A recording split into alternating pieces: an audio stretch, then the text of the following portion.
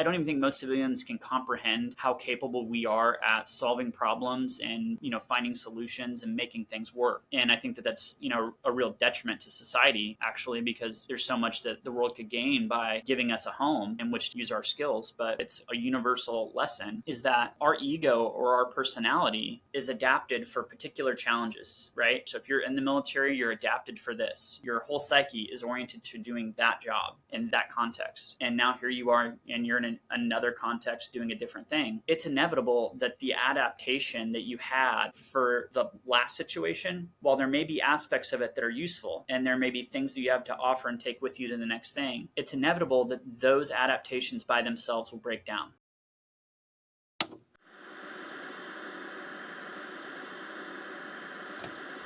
Is that much of it? That's not much of a change for you, right? My name is Kerry Kite.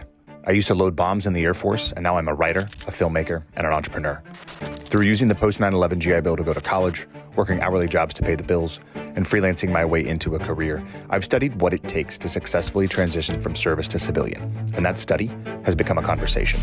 On this podcast, I speak to other veterans, successful artists and entrepreneurs about their transition, what they did well, where they failed, what they learned, and most importantly, how they applied their skills. Episode 108 features Adam Majors, an Army veteran, a depth-oriented psychotherapist, and the author of Odysseus and the Ore, Dead Reckoning Collective's latest publication. Welcome. This is Veteran Made. This episode is brought to you by Go Pills, a nootropic that gives your brain neurotransmitter support both acutely and over time.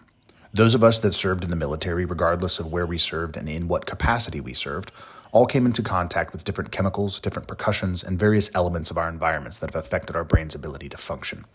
Think about your brain's performance and your mental health right now, yes, but think about your future too. We have so much more control over our long-term health than we realize. Visit gopills.com and use code VM15 at checkout for 15% off. That's VM15 for 15% off. Give your brain the neurotransmitter support it needs to perform well right now and over time. All right. Good morning from across the Midwest. Adam Majors, welcome to Veteran Made. Thank you. I appreciate you having me on here, and I'm excited for the discussion. Yeah, man, absolutely. For those who don't know who you are, if you could give us just a brief primer on kind of who you are and where and when you served, and then we'll jump into Odysseus and the Ore. Sure. So my name is Adam Majors. I am an Iraq War veteran. I served in Baghdad 2007, 2008. I was in the Army from 2003 to 2011. When I was overseas, I was a combat medic with the 1138 Sapper Company doing route clearance in Baghdad. Fought in the Battle of Sadr City from March to May of 2008. And after coming home, kind of went through my own crisis and ultimately fell in love with psychology. So my own road to recovery landed me in therapy, but also in a giant pile of books. So fell in love with reading and just trying to understand everything that I could about my experience. And one thing led to another, and I accidentally became a therapist. So I'm a therapist today. I spend half my time in private practice and the other half of my time working as the clinical manager for a nonprofit called The Battle Within. So, and I wrote this book called Odysseus and the Ore, Healing After War and Military Service, that was published by Dead Reckoning Collective last week. Awesome. What was the journey like to this version of the book? When did the idea hatch, and when did you start to move on it? Well, I'm an offender of telling long stories short that are not really that short. So I'll try and do my best. But long story short, I was writing the curriculum for the Battle Within's 5-day Revenant Journey program. And it's like a 400-page curriculum that kind of goes through everything that someone might need to know about our program and why we operate it the way that we do. And when I was in the process of writing that, I reread Jonathan Shea's book, Odysseus in America. And I had read it years earlier, but had just learned so much during the time where I'd first read it and then the time I read it again that I decided to read the Odyssey for myself. I'd never actually read it. I just kind of had taken other people's word for it, right? And when I read the Odyssey, I was absolutely just gobsmacked. I was overwhelmed because going through my own Jungian analysis, I had hundreds of dreams that I'd written down, taken into therapy, worked through with my analyst. And as I was reading the Odyssey, these images and stories in the Odyssey were just striking me. And it was kind of this like, getting hit by lightning, like, holy shit, these same mythic images, these archetypal images in the myth were in my dreams.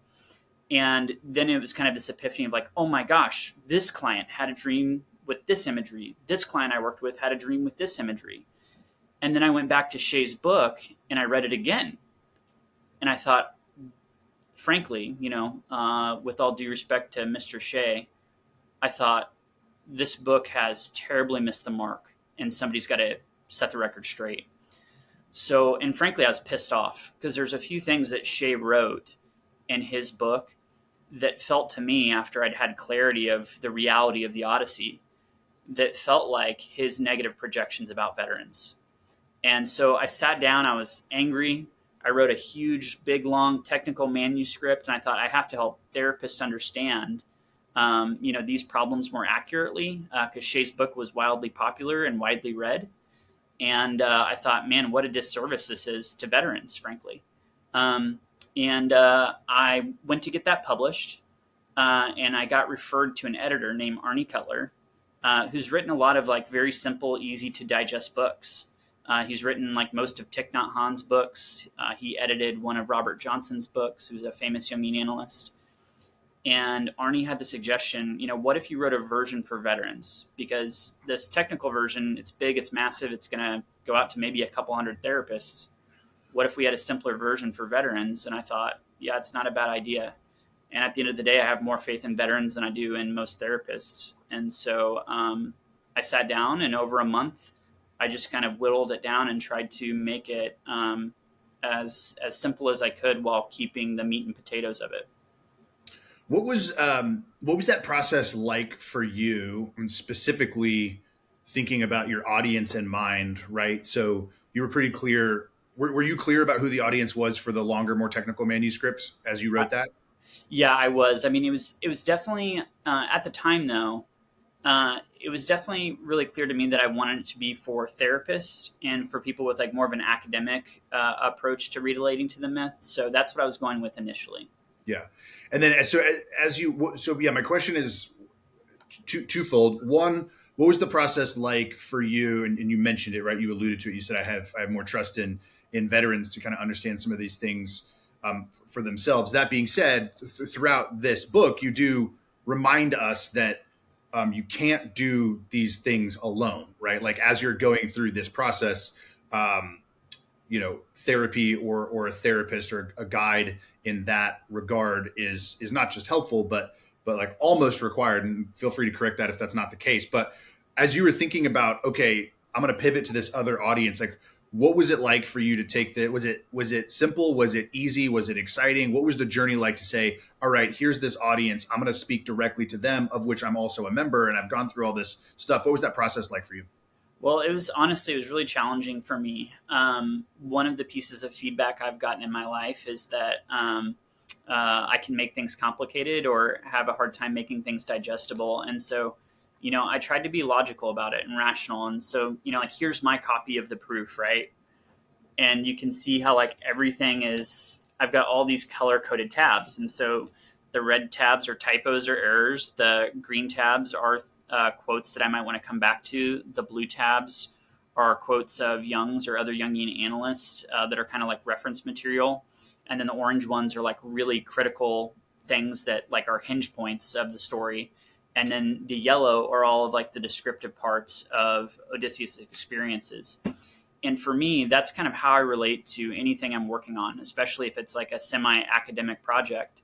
So when I had to change the story, I went back and I reread that original manuscript, and I basically had to separate out, and I just went through and started highlighting in different colors. What has to stay, what needs to be rewritten completely, and what can I live without, and what absolutely is just going to have to go. And so I started whittling it down just a little bit at a time, but a lot of it was just like sitting down and coming up with a plan, and getting really clear about what is my maximum page number is going to be, because the original manuscript was more than twice as long. And this thing is big enough as it is.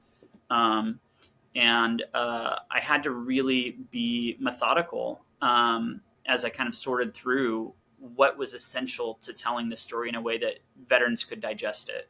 So a lot of it for me was just about staying organized and having a really clear plan from the beginning. And once I had that, once I had my plan, I got that all laid out. It was only a month before I made the decision to alter it. And when I had the next draft ready, I just went to town on it.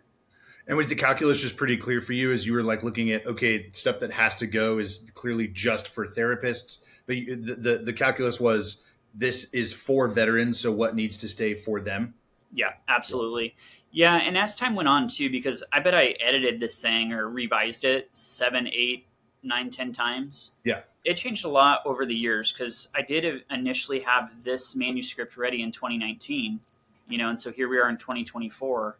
And it's gone through a lot. And there were things that I didn't want to let go of and had to. But there was also stuff that I thought, man, this is just too cheesy for a veteran, And so a lot of this is like, I don't want my fellow combat veterans or fellow veterans looking at this and scoffing and thinking, this is fucking stupid, So I had to, made sure it still appealed to the audience because it's obviously a pretty sensitive message when you're trying to help somebody who might be really opposed to some of the ideas in this book, that ultimately that surrender is a pathway to healing. That's pretty contrary to what most of us have become familiar with. And so if you're introducing an idea like that, you have to be really deliberate in how you bring that message forward to them in a way that they can take it in and not just bat it away as, woke bullshit. Right. So. Yeah.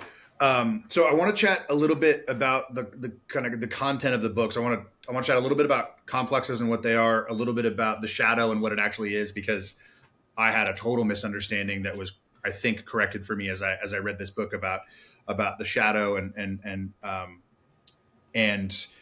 then I also want to kind of chat about like frame it around the. So I'm going to read a quote from it if you don't mind. Sure. Short one. Since military training and service completely reorients the personality, and since our culture has no container to facilitate reorientation after war and service toward wholeness, a crisis of identity may be inevitable. And that's kind of towards the end. But it's funny, I was reading this morning, and my daughter was sitting next to me, and she was like, why do you do some yellow and some with the black with the lines? And I was like, well, there's like important things within important things to like, try to, look at and unpack. So that idea of like a crisis of identity may be inevitable really struck me and is really interesting because I'm not a combat veteran. I served in a combat zone, had some mortar attacks and some different things happen, here and there that were obviously certainly closer than I would have enjoyed for them to be. But like, I didn't see anything, like as you described that you've seen in the book. But that idea of the military service and doing 4 years and then getting out and kind of following the path after, but not having that container and also not having real training either from a skill standpoint on the DoD side or from a therapeutic standpoint on the DoD side, it really struck me as this like, the inevitability of transitioning out of a warrior ethos and warrior lifestyle and into a civilian one, that inevitability it just strikes me as objectively true. And it seems to me that one of the key messages of the book is you're going to go through this. If you understand it, you'll be able to get through it better. Yeah, absolutely. Yeah. I want to share something that I think, may be of service to a lot of the folks that you relate with in your work and in this podcast. Like I've watched a few of the episodes with people who are now in the business world and things like that. And I feel like some of these, really fundamental psychological lessons as it relates to navigating a transition or navigating a crisis are kind of broadly and universally applicable. And but just on Friday, I finished reading another book by Leo Jenkins, who I know you know. But I finished his book on assimilation, and I was just, floored by how fucking incredible this book is. It's so unbelievably good, shockingly good. I just couldn't believe it. And but Leo talks about like how horrible his transition experience was, and his constant frustrations of feeling like he had so much to offer, and like no one in the civilian world could see that, understand it, or give him a place for it. And I know so many veterans from all walks of life. You know, like I know that you were loading bombs on airplanes and probably had, you know, unbelievable skills and expertise and experience that you could have taken a lot of different places. But in the civilian world, you know, they get our resumes and they just don't. I don't even think most civilians can comprehend how capable we are at solving problems and, you know, finding solutions and making things work. And I think that that's you know, a real detriment to society, actually, because there's so much that the world could gain by, you know, giving us a home in which to use our skills. But one of the things that I think is really helpful for veterans to understand, or really just anybody, it's, you know, a universal lesson, is that, you know, our ego or our personality is adapted for particular challenges, right? Um, and that when you are leaving one stage of your development to another, or one situation to another. So if you're in the military, you're adapted for this. You have a personality, a persona. You know, your whole psyche is oriented to doing that job in that context. But then when you leave and you go into a new context, or if you're a businessman and you've been working on this product and selling this thing to this market, and now here you are and you're in another context doing a different thing, it's inevitable that the adaptation that you had for the last situation, while there may be aspects of it that are useful and there may be things that you have to offer and take with you to the next thing, it's inevitable that those adaptations by themselves will break down. And you can kind of think of this like an investment, right? So like if you're an investor and you're investing in, you know, this thing over here, and you can see that it doesn't have all the skills and the abilities it needs to succeed, you're not going to maintain that investment. You're going to withdraw the investment and put that investment somewhere else. And when it comes to the psyche, the unconscious, when it sees the ego kind of floundering and lost, it's going to withdraw that psychic energy and reinvest it in the unconscious, which comes with suffering. It's inevitable that you will suffer when the ego loses the ability to maintain its integrity. And that's where we start to encounter the shadow. You know, all this energy is reinvested in the unconscious, so that aspects of ourselves that we've never known can have a chance to come into life and adapt to meet the demands of the new challenge ahead. And so I just think that that's something that's, you know, absolutely critical, that if we all went into these things with the mindset that I have to change and I need to better understand how I have to change, it can, you know, make the road a lot less bumpy.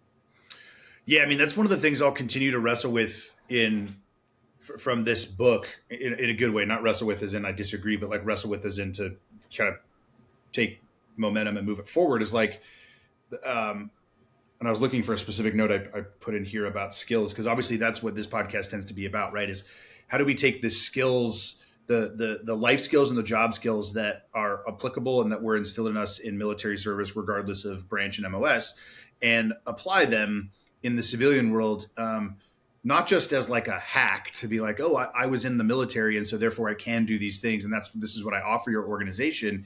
It's more of like, that's kind of secondary. What's primary is I need to figure out what to do with these skills and with this view of the world and with these experiences. And there is an outer component to it, but there's also that inner component to it, which is I need to reorganize myself and reintegrate into the civilian world and then reapply. It's not just applying. And so one of my, you know, acute question for you now, and then probably an ongoing question as our friendship develops, is like, how do you know how to articulate the question? So you talk in the book about not bringing the warrior ethos with you where you shouldn't bring it. But that being said, there are a lot of these skills, these hard skills, these job skills, these life skills that are attached to that warrior ethos. And so while I agree, and it seems important that from an inner standpoint, we do need to let go of that. We can't let go of all of it. So where do you draw that line? Is that a clear question? Yeah, well, one thing I'll say is I don't know if it's so much the warrior ethos, right? So I think like a lot of our ethos and our principles remain valid. and maybe even central, that they're fundamental and they're important.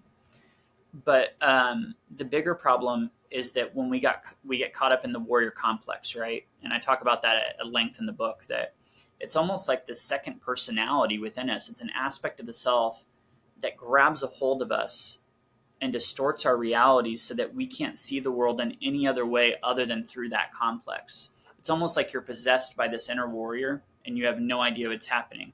So everything you face looks like a battle to be won, an enemy to be vanquished. And that kind of attitude in relating to the world is not necessarily helpful when it comes to overcoming something like depression or PTSD, because our symptoms are a voice of the soul, inviting us to care for the wounded parts of ourselves. And if you relate to those symptoms like they need to be, bashed in the face, you're just going to make your life a whole lot harder. And so, I'm aware that in the veteran realm, there are veteran organizations and pages that talk about kicking your trauma in the face. And to me, I just don't think that that's a helpful framing of what we do with our suffering. But it's a symptom, I think, of that complex that we're unconscious of, right? And I think that that's kind of, to answer your question specifically, right? That if we are possessed by this complex and we don't know it, and you take that way of being and that attitude into the business world or into school or whatever, it's going to end up creating a lot of problems for you that you don't want, that you really don't want. That if you treat your employees like privates to be whipped into shape, if you treat your coworkers or your wife or your family members, your children, like they're, insubordinates, that you need to punish or discipline. Yeah, just talk with a constant condescension, you're not going to get very far in life, or at least not a happy one. It's going to be a really disappointing, disenchanting experience. And no veteran wants that. No veteran wants to feel like they're disconnected and alone, but that's where they often find themselves. And I think that's because this warrior complex, leads us astray without us even knowing it. We're not even aware that it's there. And so again, I don't think it's so much the ethos or the principles so much as this other aspect of the self that completely hijacks our personality without us knowing it. And I think that's what robs us of life a lot of times. So, and I guess to where I draw the line, I would draw the line with, really getting clear with ourselves and asking ourselves, what horse am I riding on? That if I have a certain kind of reaction, is that like the inner drill sergeant? Is that Sergeant so-and-so? Or is that like the real true me who's being the kind of person that I actually want to be in this world? Yeah, and it's you talk about the breadth and depth of our interiority, right? Where it's, and thank you for that distinction, because it is what I meant to be clear. It's not that I'm not with an identity crisis of oh no, our skills don't apply. It's more of trying to understand that complex rather than the ethos, but more of the complex. But understanding that makes us one dimensional when we only have the one tool. Right. Totally. The old cliche of if you have a hammer, you think everything is a nail. Right. And that's kind of, it's apt here where Totally. It's there's so much more breadth and depth to us, to our inner life, to our inner understanding, to our subconscious, our unconscious rather, that we can access if we kind of let it access us. And I know that's where it probably starts to sound a little woo and a little woke, I guess, for some folks. But you talk a lot in the book about just letting what naturally unfolds unfold. And ironically, it's been becoming a dad for me that really helped me kind of recenter of being oh, now that I'm able to observe my child, and she's 4.5 now, and just kind of hitting that stage of becoming a kid. I'm as I observe her have emotions, and as I observe emotions have her. Yeah. And my wife and I talk about that all the time, where it's and as parents, right, you want to, you want to maintain discipline in your home, and you want to maintain standards. You want to, make sure that you're guiding your children the right way and not just letting them, kind of get away with whatever. But there is that conversation we have of like, okay, well, does the emotion have her? Or does she having the emotion? If the emotion is having her, I think we kind of got to let it run its course so that we can see it on our end and understand it. And then hopefully we can walk her through it and talk through why she was feeling those things. Right. And so if I think probably dads and moms can see it that way, and that might be a nice way in for, well, that's also true of yourself. Totally. Yeah. Yeah. And like with that, I think that's something that like I hear about with the veterans I work with in my private practice or even at the Battle Within, so, working as the clinical manager there, where we have our frontline therapy network where we do a clinical interview and help connect veterans with therapists at no cost and get them with somebody that we know can help them, that have the ability to, or at our 5-day Revenant Journey program. But I'll often hear veterans who are parents talk about their relationship with their kids and how painful it is when that relationship feels like it's strained or severed, or they're not the parents they want to be. And I think that there's something really important in that. A lot of times when we're relating with our kids, we're relating to people who don't yet have a fully developed prefrontal cortex. They don't have the ability that we do to like pause and reflect and practice like core emotional regulation skills, labeling what they're feeling, reframing their experience. They don't have any of those breaks yet. And so, yeah, a lot of times it's like when that emotion gets kicked off, the emotion has them. And I think that, a lot of veterans will talk about the way that they lose their patience and blow up or kind of get lost themselves in relation to their kids. And I think that's like kind of a great way that we can become more aware just of where we need to grow, right? That this initiation, I talk about a kind of a post-war initiation.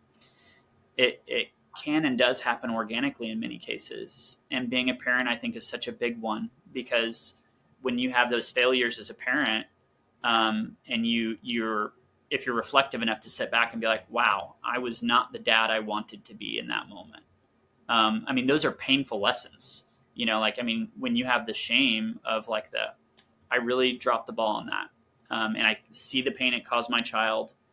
I have to do better next time. And I think that those are really important ways in which this experience does happen organically, that negative consequences do matter to some extent.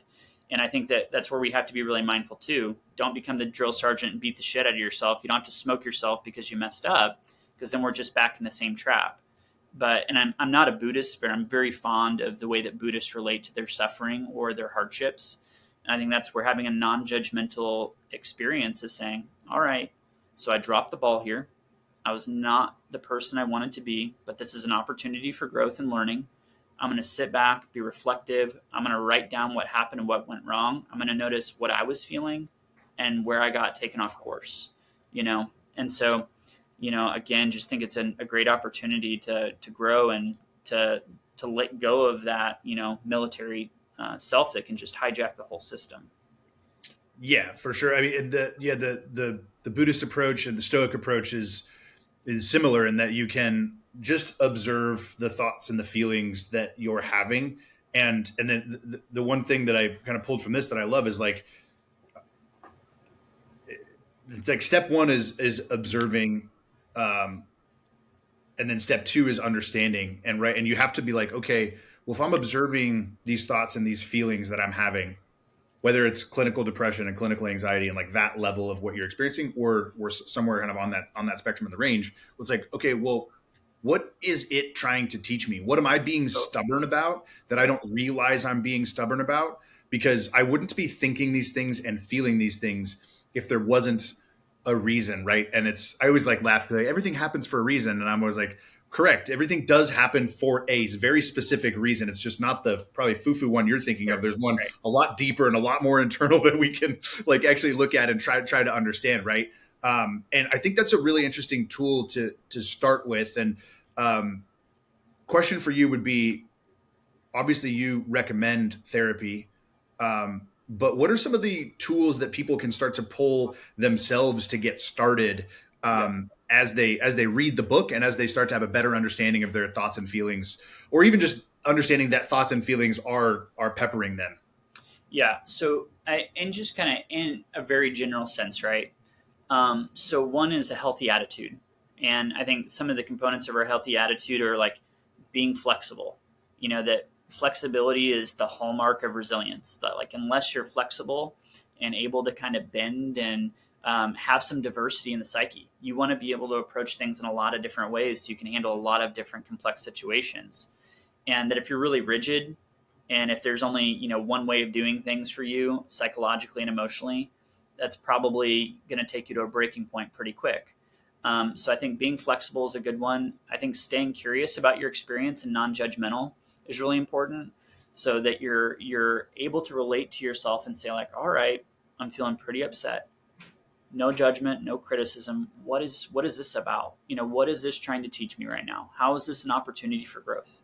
And so I think being really reflective in that regard, right, is important. And I'd say making space for your suffering, that if you can't make space for your suffering and give that a place, if you can't give your sadness or your fear a place inside of you, it's going to lead to a lot of rigidity and a lot of other problems. So I think healthy attitude is kind of a fundamental aspect of all of this. But then in terms of like really specific skills, so I like to broadly kind of categorize them in two ways. So you got top-down skills and bottom-up skills.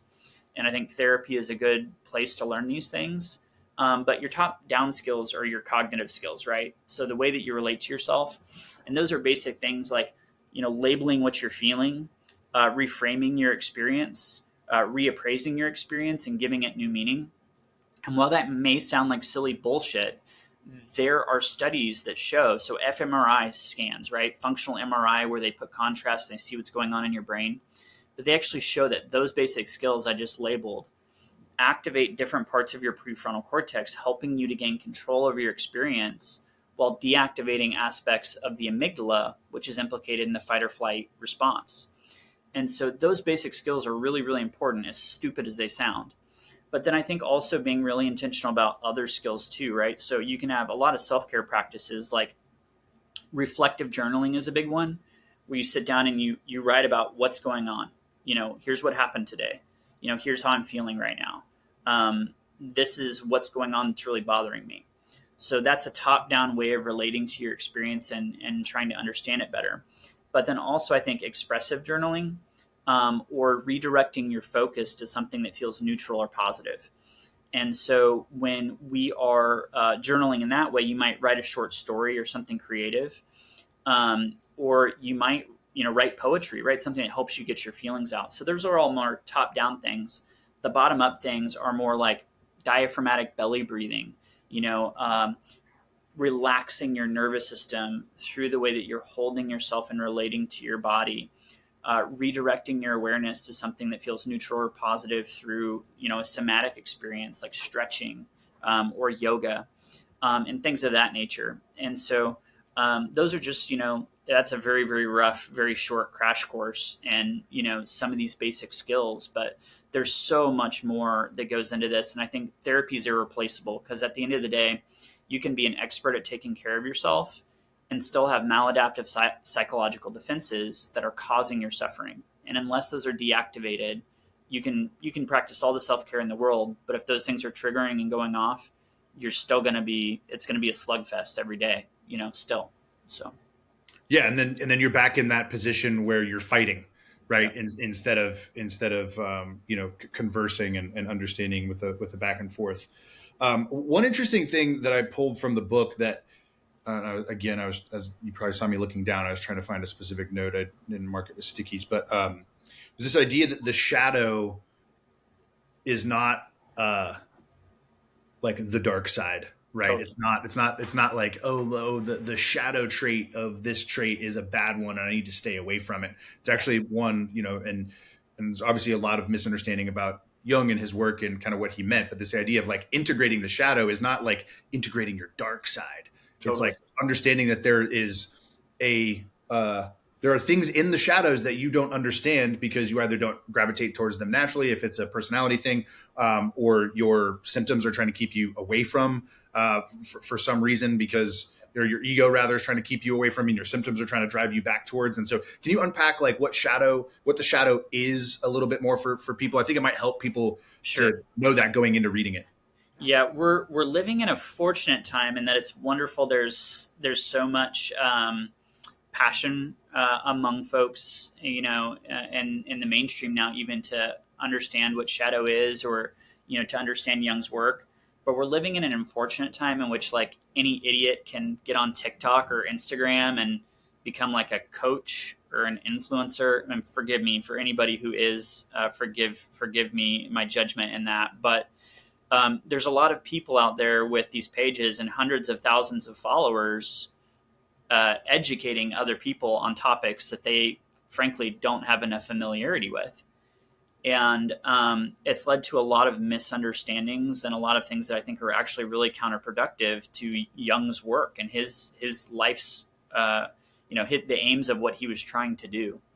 And so there is a part of me that does take it serious, and in terms of wanting to be a good steward of his work, and wanting to kind of I guess protect people who are out there trying to get better. And I think that a good way to do that is to be really clear that you shouldn't listen to everything you hear on the internet. But one of the things that Jung said, I think he was at a party, and a bunch of his colleagues and people who had worked with him were debating the shadow and the anima and the animus. And Jung was sitting there quietly until finally he erupted and he said, "Oh, stop. This is all nonsense." He said, "The shadow is simply the whole of the unconscious," right? It's everything that the ego doesn't recognize as an aspect of the self. And so if something is, by definition, unconscious, we aren't aware of it. And so there's a lot of talk these days about shadow work. And, while I'm working with my shadow, well, you're probably not, because you can't work. If it's unconscious, you don't know about it. So usually the way that you do this is an analysis when you're working with a dream image that's showing you there's something there you didn't know was there, you know? So when it comes to shadow, it could be, and certainly there are elements of the self that are archetypal evil, that there's dark stuff inside of us that we don't want to own. But it is also a wellspring of life. And this is kind of a fundamental separation between Freud and Jung, right? So Freud kind of termed it the subconscious, which had a condescending tone toward everything that's down there. So Freud says it's all subconscious. And in Freud's view, the ego's job was to have this kind of strict control over the psyche and to keep all that stuff down there. And Jung's view is it's not subconscious. It's not less than. It's not, there's nothing derogatory about it. It is just the unconscious. It's just the things we're not aware of, that we're not conscious of. And for Jung, this stuff was not gross and dirty. It was also the source of all life, all of our future potential. That anytime you're growing and changing because something in you that you didn't have access to before is now a part of your ego aiding you along.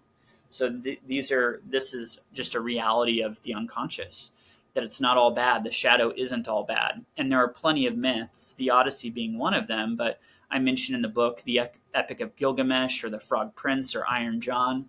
There's countless myths where we see these seemingly primitive figures that seem dark or seem gross or detestable, that are ultimately not what they seem. Iron John is not really a gross, hairy man and a villain. He's actually a wealthy baron with all of these riches to share.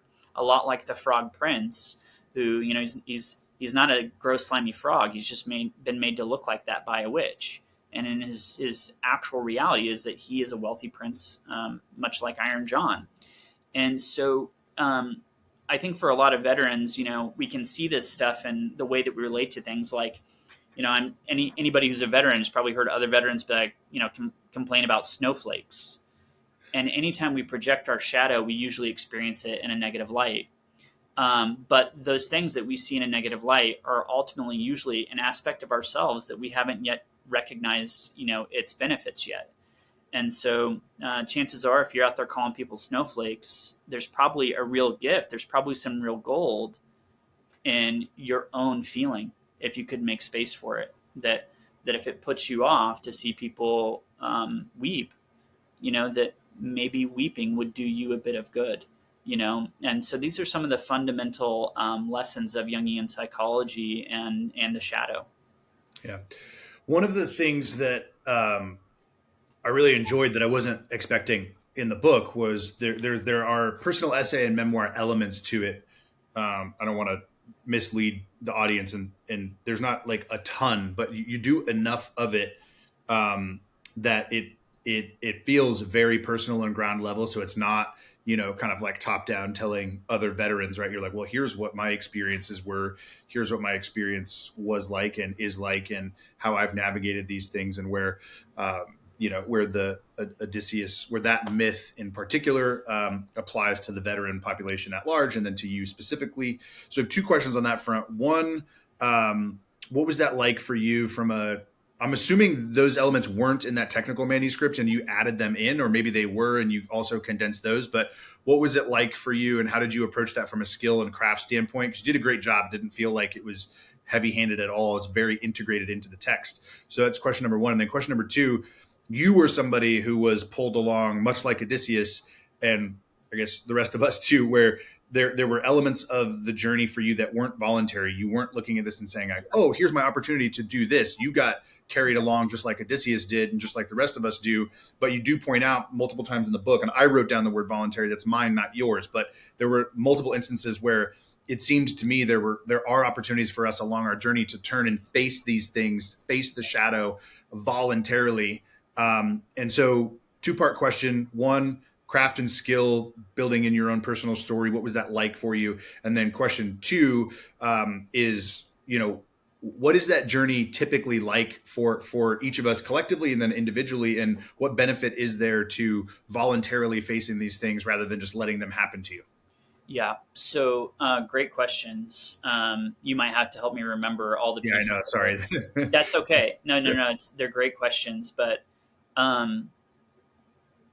the first thing I'll say is one of the complicated things about writing a book of this nature when you have a license is that we do have legal and ethical requirements about how we do these things. It's also really complicated because self-disclosure is a really complicated thing in this profession as well. And that as a therapist, you kind of want to remain as ambiguous as you can for your clients. You don't want them to know a ton about you. So almost none of my clients know that I've written a book.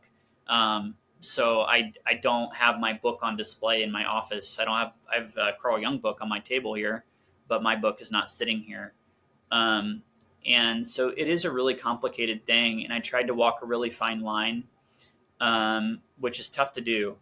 There are a lot of patients whose dreams I wish I could have put in this book because they're just perfect examples, absolute striking parallels of Odysseus's stuff where their dreams look exactly like something in the Odyssey. And, out of respect for them and their process, I never even would have considered putting that stuff in this book because the relationships are too vulnerable. Their work is too vulnerable, and I wouldn't do that. Fortunately, I have documented my own dreams since 2012, and I have hundreds of dreams in which I could kind of go back through and find these old dreams to include in here. And I felt like the best way to protect my clients that I've worked with was just to kind of put myself out there, that if somebody's going to have to be vulnerable and be exposed, which is a real risk too. I mean, there's some pretty vulnerable dreams I share in here that I expect when Jungian analysts read this book, they're probably like, damn, this guy's got some shit, So there's a little bit of that where I definitely felt exposed in moments because dreams tell us a lot. I mean, and when I interpret these dreams in the book, I'm not even scratching the surface, frankly. I mean, some of these dreams, I could have spent a whole chapter just going through one dream and highlighting all of the stuff that was in there. But it's just beyond the scope of the book to do that.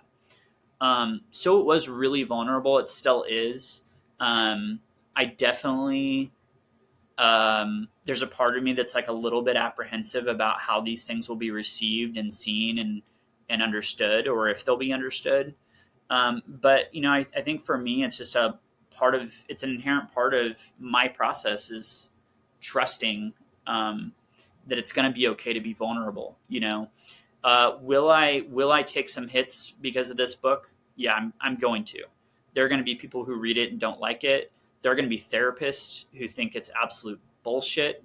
that don't agree with the theoretical perspective at all. There are going to be people that think I framed it all wrong, that, it's not useful. There are going to be veterans who think that it's garbage because it's not, David Goggins' line of thinking.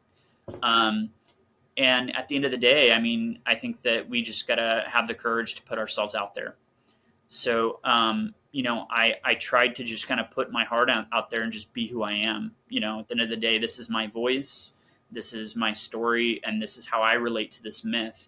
And people are either going to like it or they don't. And I just have to have the courage to accept that for whatever it is. So I tried to be really thoughtful about how I put myself out there in this. Um, the second part of your question,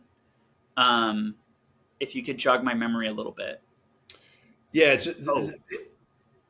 Go ahead. I was gonna say, just the idea, just to reframe for the audience too, just the idea of there are opportunities along each of our journeys, just like Odysseus is, where we have the opportunity to turn and voluntarily face the shadow that is beckoning to us to understand, right? You were using real world examples of the snowflake and things like that. Those are opportunities for us to voluntarily turn towards that and say, that upsets me. I am projecting. I need to jump inside and do the inner work to understand that, and then come out of it the other side more integrated. But so many of us, number one here, of like, you go through, you just don't even realize that there's these opportunities to voluntarily face these things until it gets, whatever, so bad or so insert whatever. Yeah. I think, at the end of the day, one of my favorite things that Jung wrote and said is that everything that irritates you about others can teach you something about yourself. And I think we can extend that to say it's not just everything that irritates you about others that can teach you something about yourself. It's every moment of friction, every situation you don't want to be in, every pinch point, every moment of hardship, or where you're being invited to do something that's really uncomfortable. I mean, I hate, above all things, self-promoting. I am not. If you get on my personal Instagram account, which is private, I post like every couple of months. This Odysseus in the Ore Instagram page that I have has been relatively quiet. But I've had to accept, and this has been a work in my own analysis, right? I go to Jungian analysis still, and I sit down with my analyst, and I've talked about how uncomfortable it is for me to promote my work, to post things publicly, to do interviews, to do all this stuff. And the thing that I know, as a fact, from doing this work, is that in these moments of friction, or when we are being put into a new situation, it's an opportunity for growth. And I think that kind of what you were speaking to in terms of like doing this, with vulnerability and willingness, and voluntarily, that it's kind of the ego's job, that like a mature ego would hold these situations and say, yeah, it's not what I want to do, but out of respect for myself and my work, it's something that I need to do, And so there's been a big part of that. Like when I wrote this book, and when I shared it with Carl Marlantes back in 2019, and he wrote back to me, and I mean, I was just astounded when he wrote back. I didn't expect him to write back. And he said, Adam, I just finished your book. Great book. Hope it can find a publishing home. And then he went on to say a lot of other nice things. And when Carl said that to me, that was the moment that I really, really started to believe in it. And I know what went into this book. I know it is important. Logically, I think it probably is one of the most important things that has been written on this subject. It is very uncomfortable for me to say that. It's very uncomfortable for me to go out and post on social media about it. And yet I know that it's an obligation I have ultimately to the self, because this is not me. The unconscious birthed this, and so I have an obligation to myself, to the psyche, to grow in this direction, that to learn to be okay with being a person out in the world, kind of owning this stuff, right? I want to say owning my shit, but it's it's something that all of us are compelled to do. I think to be in the world. So, and this is my personal thing, right? But all of us have our own thing that that I think is something we probably don't want to do, but have to accept with courage and humility if we can. Yeah, I mean, there was a couple of very specific things that bubbled up from the unconscious for me as I read this book. That like it literally just grasped onto things that as I was reading and annotating and taking notes, it was pretty much all about those couple of things that were just like, I need attention, I need attention, I need attention. It's like, holy shit, like just it was so powerful. And it's like and people think that and so I didn't ignore it, got to work, but the people tend to think that like being at peace means like total calm and total serenity and no stress, when in reality it's actually that the nexus of holding the tension between all of the opposites that you're experiencing as a human, right? It's like if it was loose, it wouldn't be peaceful because it would just be like dangling right here. But if it's taut and there's tension and there's push and there's pull and there's actual growth that's happening there, well, then there's actually something to hold on to and walk across right there. That I don't know if you are aware or not, but there's a Buddhist lesson that uses that same image about the important. Yeah, that you don't want it too loose and you don't want it too tight, but right. you need a certain amount of tension, And Jung said something similar, that like man needs struggles. Yeah, like they're good, they're necessary for our development. Yeah. So yeah. I really hope that other veterans have the same experience that you did with this book. So I hope it can be important for other people and be something useful that helps them kind of find themselves and get to where they want to go. Yeah, I hope so too. I think so, for what it's worth. I think it will. And I think you're right. And I'm glad that you're approaching it in a way that that you understand that it's not going to have 100% efficacy right on that front. Like knowing that there are going to be some folks, but I do think that it is going to. I think people are going to love it. It's funny. I was telling you offline, my daughter was sitting next to me this morning when I was reading a dozen or so pages. It was awesome. She was just sitting there snuggling, and I was reading, and she was kind of like watching me highlight and annotate and stuff. And she asked me, I was using a yellow highlighter. And what I do is, like, when I read books like this that I know I'm going to read multiple times and annotate multiple times, I make sure that I use one highlighter the first time I read it through, and my black pen, because I know that when I do it again, I'm going to pick another color highlighter and another color pen, because I know that the next time I read this book, I will not be the same version of myself. Totally. And so I'm going to have an entirely different experience with the text, but I want to hang on to those things that this version learned through the yellow highlighter. And then I guess I'll probably pick green, because that's the other color on this version of the book. And I'll go through with green and a blue pen. And then I'll go back that third time and say, like, oh, wow, look at these different versions of myself. I do that with Pressfield's books. They come up on this podcast all the time. All of Pressfield's books, I've run out of highlighter colors to use as I read them, but I love that. Yeah. I love that. Process is so important. I think even with reading, like if you're a student of these things, and I didn't do it to this book, but this is one of Jung's volumes on dreams. It's kind of like a mixture of different parts of his collected works, but I usually date on the inside cover each time that I read it. Great. I didn't do that with this, but I usually date it, the ones that I come back to. And, but I kind of do the same thing. I don't use a highlighter, but for me, it's a pen. Yeah. And, notes in the margins and brackets, and, it's just kind of part of, and then there's my little markers for things that I might end up referencing for some reason. But when I talk about alchemy in the book, this is the book that I read, that introduced me to those ideas back in the day. So I love it. Yeah. Having a process that works for you is pretty vital. Yeah, it is. Don't judge the process either, right? As you're doing it, do what works for you. Do whatever works for you to get to the work. Like especially in our community, we read all these books and follow these influencers. I'm not going to name any to be disrespectful, but we all listen and follow and watch, and we're like, oh, I got to do it this way. Honestly, it doesn't matter what way you do it, as long as you get into it and just do it. Whatever that inner work is that you need to be doing, that's going to obviously then affect the outer work that you want to accomplish as well. Adam, to wrap things up, before I get to the open-ended question, where can folks find you and your work? Where do you want to drive traffic? I know you just got done telling us that you don't necessarily want to, but where can we put some PR for you? Yeah, so Odysseus in the Ore on Instagram. And then I have a website, www.odysseousintheore.com. You can subscribe there, and I do send out emails occasionally about what's going on. You can find the book at the Dead Reckoning Collective website.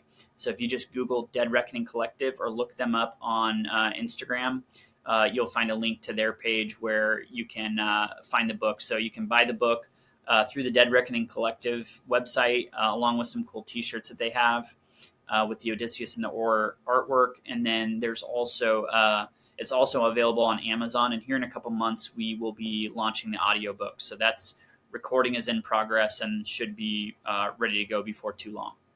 Is that DRC's first audiobook? I don't know. I know that they've done audiobooks before, but that's a great question. I actually don't know. Yeah. I don't know. So Tyler was on Nine Lines podcast and they were talking a little bit about just the idea of audiobooks and stuff, but maybe I didn't finish that episode. I don't know. It's interesting, but that's cool. That's awesome.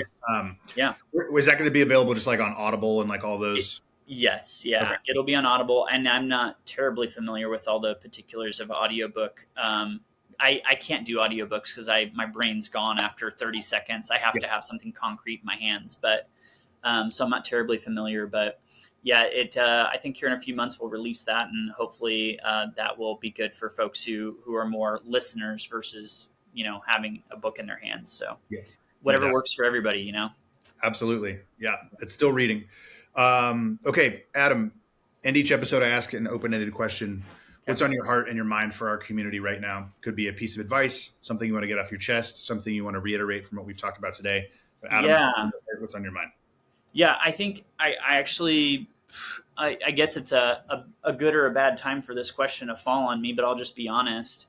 I was thinking on my way into the office this morning how I wish that the veteran community had a bit more discipline as it relates to centering organizations that are doing proven work, and being really aware about how counterproductive it can be as a community to throw our support behind, popular organizations that may not actually be moving the needle much in certain respects. And so I wish that there was more awareness around and a better ability to differentiate between, things that give us relief and things that bring about real healing, because there are only so many resources out there. And there's not an infinite amount of resources. And I think we need to be a little bit more deliberate, methodical about if we want to make a difference in this suicide epidemic and get people the help they need. I really think that we need to be more careful about how we do this as a community. So the decentralized nature of it, I think, is a real challenge that we're going to have to reckon with one day if we want to be really serious about making the difference we all want to see. I think everybody's heart's in the right place. They want to make a difference, but man, I'll be honest, as somebody who's been doing this for a decade now, it does get hard to watch the same self-defeating cycles playing out over and over again. So it's something I think a lot of us, we're all passionate about this, but that's something that I care about a lot and just wish we could do better. Yeah, agreed. Well said. I think we'll probably have some offline conversations about that because I've done some work with some organizations and have some thoughts that I'm not ready to share publicly yet, just because I want to make sure I have all my ducks in a row. But I completely agree and echo those sentiments for sure. Well, thank you, Carrie. I can't thank you enough for the way that you've supported me up to this point and having me on to talk about this. And just thank you so much for everything that you're doing and helping people tell their stories and talk about the work they do. And I certainly appreciated the opportunity to do this with you today. So thank you. Dude, you're welcome. I appreciate you saying that. You're welcome. And thank you for your work, for your words, for the book, and And yeah, looking forward to staying in touch and continuing the conversation. All right, man. Well, you take good care of yourself and look forward to speaking again in the future. Cheers, brother. You too. All right, man. You take care. Bye.